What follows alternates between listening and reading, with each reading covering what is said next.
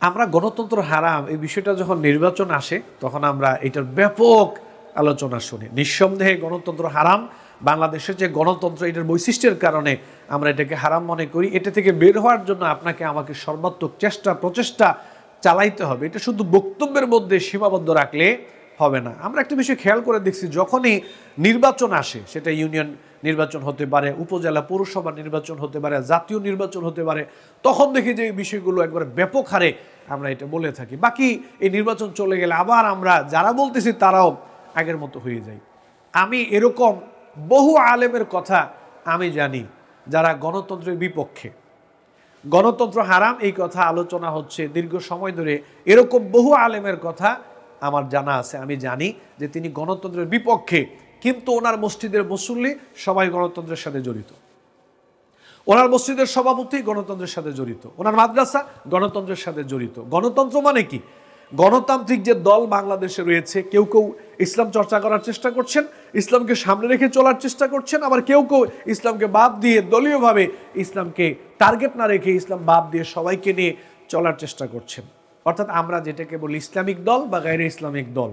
আমরা অনেকেই যারা গণতন্ত্র হারাম বলতেছি, ফতোয়া দিচ্ছি, নিঃসন্দেহে দিয়ে যান, কোনো অসুবিধা নেই। কিন্তু আপনার মসজিদের মুসল্লি 80% হয়তো কেউ আওয়ামী লীগ করতেছে, বা কেউ বিএনপি করতেছে, কেউ জাতীয় পার্টি করতেছে, বা অন্যান্য দল করতেছে। আপনার মসজিদের মুসল্লি, আপনি যেই মসজিদে দাঁড়িয়ে বছরের পর বছর গণতন্ত্র হারাম বলে যাচ্ছেন, আপনার মসজিদের মুসল্লি গণতন্ত্রের সাথে জড়িত, আপনার জায়গার মুসল্লি গণতন্ত্রের সাথে জড়িত, আপনার প্ল্যাটফর্মের মুসল্লি গণতন্ত্রের সাথে জড়িত। এরকম বহু আমরা জানি। আপনার দলের উপদেষ্টা গণতন্ত্রের সাথে জড়িত, আপনার মাদ্রাসার কমিটি গণতন্ত্রের সাথে জড়িত, আপনার মসজিদের আপনার ওয়াজ মাহফিলের শ্রোতা সিংহভাগ গণতন্ত্রের সাথে জড়িত, আপনার ওয়াজ মাহফিলের পোস্টারে যাদের নাম উপরে দিতে হয় গণতন্ত্রের সাথে জড়িত। অর্থাৎ এমন দলের সাথে জড়িত যারা দলীয়ভাবে ইসলাম চর্চা করেন। আপনার উঠা বসা, চাল চলন, চলাফেরা, আপনাকে শেল্টার দিচ্ছে সব গণতান্ত্রিক দলের লোকজন, এবং ওরা দলীয়ভাবে ইসলাম চর্চা করেন। এইরকম মানুষদের সাথে আপনার চলাফেরা, উঠা বসা, তাহলে আপনার গণতন্ত্র হারাম বলতে কি বোঝাচ্ছেন? আপনার সমাজের মানুষের দিকে খোঁজখবর নেন, আপনার মুসল্লিদের খোঁজখবর নেন, 80%-এর উপরে গণতন্ত্রের সাথে জড়িত, কিন্তু সেখানে ইসলাম চর্চা হয় না। যেই দলে দলীয়ভাবে ওই রকম দলগুলোর সাথে ওনারা জড়িত। তাহলে আপনি গণতন্ত্র হারাম বলতে কি বোঝাচ্ছেন? মানে গণতন্ত্র হারাম বলতে যেটা বোঝাচ্ছেন সেটা হলো ইসলামিক কোনো দলের সাথে এক হওয়া যাবে না। অনেক আলেমের উদ্দেশ্য হচ্ছে ইসলামিক দলের দিকে ফোকাসিং করা, ইসলামিক দলগুলোর দিকে ফোকাসিং করা, যে হ্যাঁ গণতন্ত্র হারাম মানে এই দল করা যাবে না। কিন্তু আপনি যেই মসজিদে চাকরি করতেছেন ওই মসজিদের মোতাওয়াল্লির সভাপতি বাম গণতন্ত্রের সাথে জড়িত, বাম দলের সাথে জড়িত, আপনার মুসল্লিরা বাম দলের সাথে জড়িত। নাউজুবিল্লাহি মিন যালিক। তাহলে যেটা হারাম এটা সবার জন্য হারাম।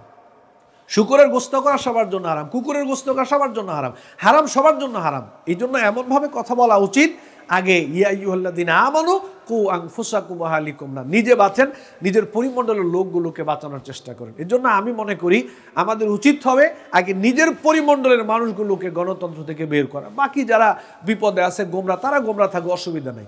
আগে আমাদের পরিমণ্ডলে, আপনার পরিমণ্ডলে যারা, চলুন আমরা আগে নিজেদেরকে বের করি। কিন্তু কষ্টের জায়গা হচ্ছে ফতুয়া দিচ্ছি ইসলামিক দলগুলোর বিরুদ্ধে, কিন্তু আমার দলের হাজার হাজার লক্ষ লক্ষ কর্মী সমর্থক আছে, আমার মসজিদের মুসল্লি আছে 80%-এর উপরে, হয় কেউ ওই বাম যেই ইসলাম চর্চা করে না এরকম দলের সাথে জড়িত 80%-এর উপরে।